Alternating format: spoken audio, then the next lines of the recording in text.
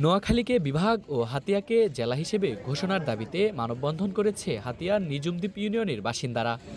শুক্রবার বিকেলে ইউনিয়নের নামার বাজারে সম্মিলিত নিজুমদ্বীপবাসী আয়োজনে এই মানববন্ধন অনুষ্ঠিত হয়। কালার এক্সপার্ট, জর্জ স্যাপ এবং মাইল্ড অন হ্যান্ডস টেকনোলজি সমৃদ্ধ অরিক্স ক্রিস্টাল ওয়াশ আপনার লন্ড্রি এক্সপার্ট। মানববন্ধনে বক্তারা বলেন, বৃহত্তর নোয়াখালীকে বঞ্চিত করে কুমিল্লাকে বিভাগ করা হলে নোয়াখালীর উপকূলীয় প্রত্যন্ত অঞ্চলের অবহেলিত প্রান্তিক জনগোষ্ঠী আজীবন সুবিধাবঞ্চিত থেকে যাবে। নোয়াখালী প্রাচীন জেলা, এটা অনেক বড় জেলা, এটা দীর্ঘদিন ধরে অনেক সুযোগ সুবিধা বঞ্চিত। এটা যদি বিভাগ হয় তাহলে নোয়াখালীতে অনেক উন্নত হবে এবং নোয়াখালীতে অনেকগুলো উপজেলা আছে।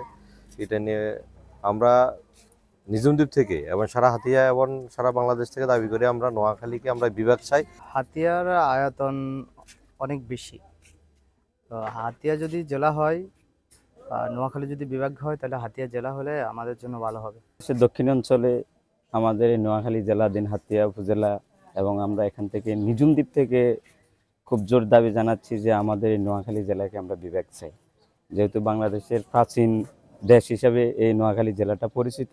নোয়াখালী অঞ্চলে রয়েছে অনেক পুরনো সংস্কৃতি, তাই সময়ের প্রয়োজনে বৃহত্তর জনগোষ্ঠীর জীবন মানের উন্নয়নে নোয়াখালী বিভাগ ও হাতিয়া জেলা চান নিজুমদ্বীপ ইউনিয়নের বাসিন্দারা।